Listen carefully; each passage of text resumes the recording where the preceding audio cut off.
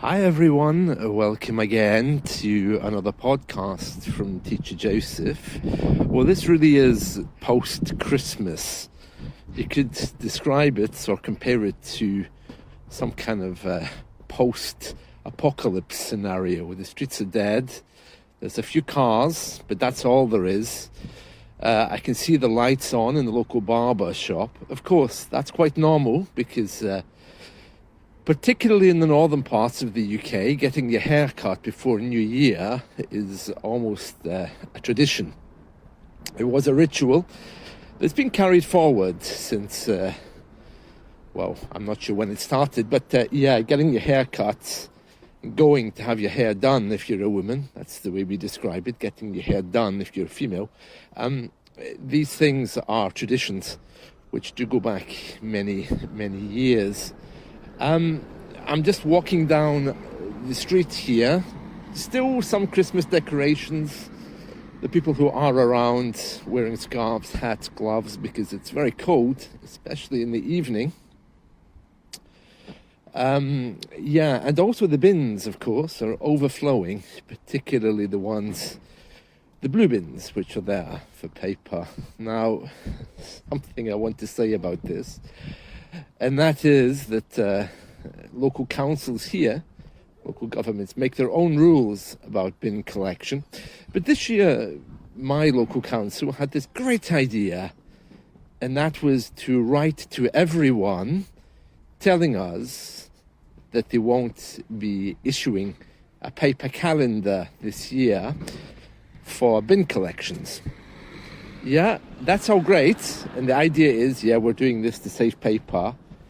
But they actually wrote to all of us by letter. Yeah, they didn't just put a note on the website, or they didn't just broadcast it or by emailing us, because some of us, do communicate with them on email. They actually sent a letter to every house in the area telling us, by the way, you won't be getting a printed calendar this year because, of course, we're worried about money, climate change, yada yada. But all that paper, they could have just enclosed the calendar with the letter. You know what I mean? It seems a little bit odd. And this is a kind of stupidity that seems to be happening a lot amongst some of our governments. And that's why people feel infuriated and angry. You can kind of understand. It's a bit of a daft decision, wasn't it, to do that? Oh, look, there's two buses. Oh, wow. Right, so this is the 28th of December. No, it's not. It's still, 28th? No, 27th. We're still on the day after Boxing Day. I'm confused because, of course, I already did a podcast earlier today. Two buses. Oh, wow. Times really are changing.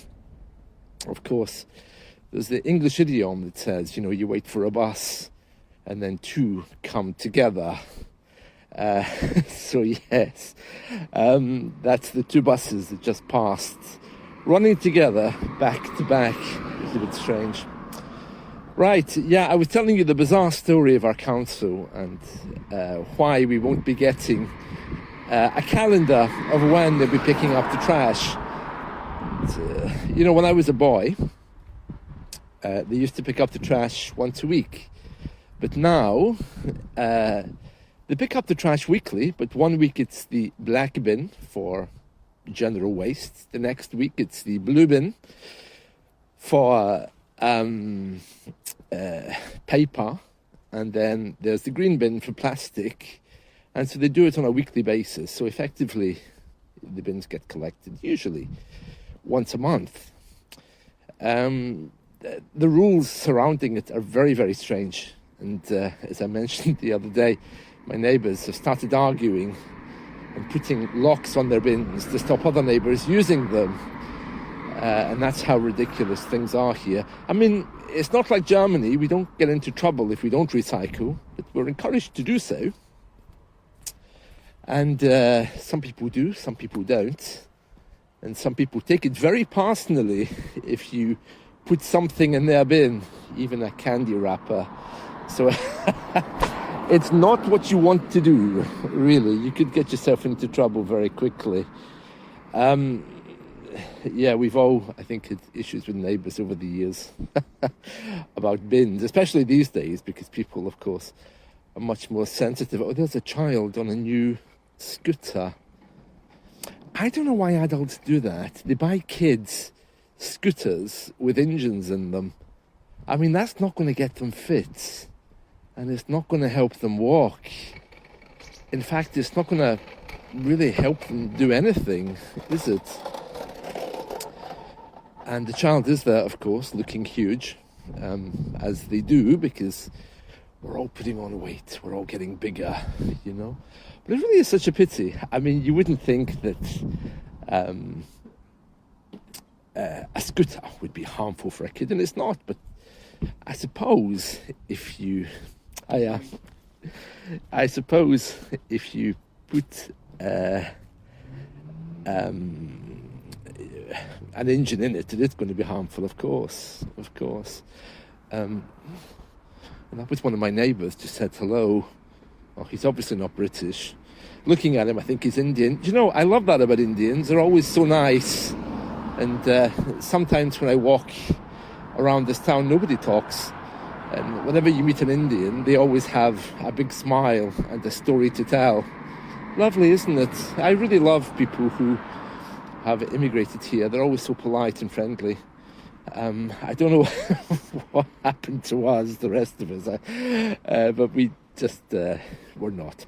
Anyway, so it's a lovely morning. It's very, very cold, though, typical December morning. And for me, it's just like another day. I mean, I'm not working today. It's Saturday, of course. But looking up at the sky, it is very, very dark. I'm just glad to be out and trying to walk off some of these excess cookies that I've been eating during the last few days. Anyway, I was telling you the story of our bins before I saw the kid with the scooter with the engine in it. Those things, I think you must be recharging them. I mean, I don't have one, but those of you who do, I think you must be recharging them using USB, is it? I saw a little light, or maybe it's a proper engine. I don't know how these things work. They would need to be plugged into the electricity. I can tell you that electric cars here are not so popular, although the government really is pushing ahead, trying to force us to get them. Well, I don't drive anyway, so it doesn't matter. But there is a big push for all of us to have electric cars. But the problem is, if you live in a mountainous area, you get halfway to your destination, you run out of electricity, you get stuck. And especially if you're in the middle of nowhere. Lots of cars here. Lots of cars. That's lovely, isn't it? So, hiya, how are you? Lots of cars passing by. Okay, that was one of my other neighbours who's clearly British. I spoke to him a few days ago. Just totally blanked me. Yeah, you see, I don't know why I even bother trying to talk to people here. But anyway, yeah. Okay, here's a sign on my local supermarket. This is not just food, with a Scottish flag on it, indicating that it is Scottish food. Oh, interesting. Right, what else can I tell you? There's the local Starbucks. Of course, it's open. Lots of people heading for the drive-through. Oh, gone are the days when you wake up and you just head to the kitchen. You head to the kitchen in the old days, you know, to make your coffee. But these days, you're heading to Starbucks. And everything's open. There's a bakery there. One of the few. Of course, nothing's fresh. It's all brought in, isn't it? From frozen and then heated on the premises. Well, lots of traffic behind me there. So I guess I should say goodbye because I don't know if you're still able to hear me. What's this? Oh, another bus. Oh, interesting. Where's this going? Oh, Glasgow. Plenty of buses around anyway, isn't there? Oh, there's a cyclist. Oh, blimey. cycling. That's something I haven't done for years either. Let me just describe the atmosphere then before I finish. So, very, very grey sky. I mean, really brutally grey. It doesn't look very attractive at all. What else? Yeah, lots of coffee shop signs glowing colourfully against the grey. Digital bus signs as well, which break up this horrible grey mentality. I mean, I think in the old days, before we had digital things, that greyness was incredibly depressing, but no one went out. We were all just at home. But the number of cars passing shows that people, especially with kids, they really want to get out, don't they? And anyway, today's Saturday. We're back to normal now.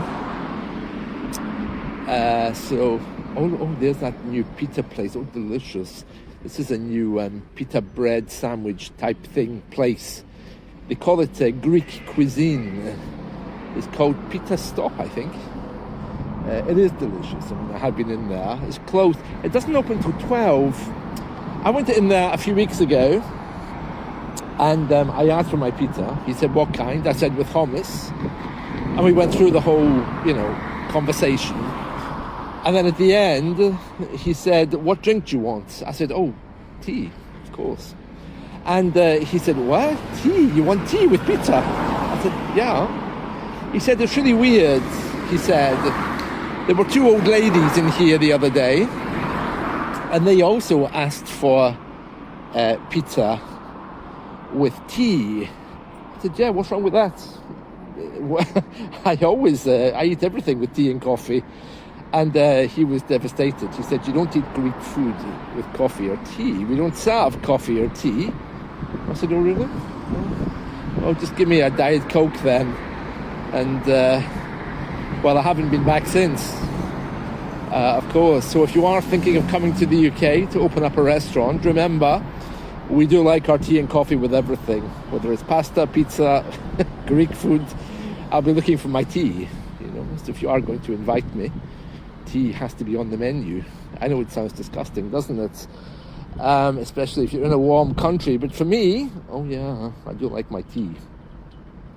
Right, that's it. I'll see you all again soon. I wish you a wonderful day ahead. I'll be back bringing you more Christmas cheer as the days go by. Bye.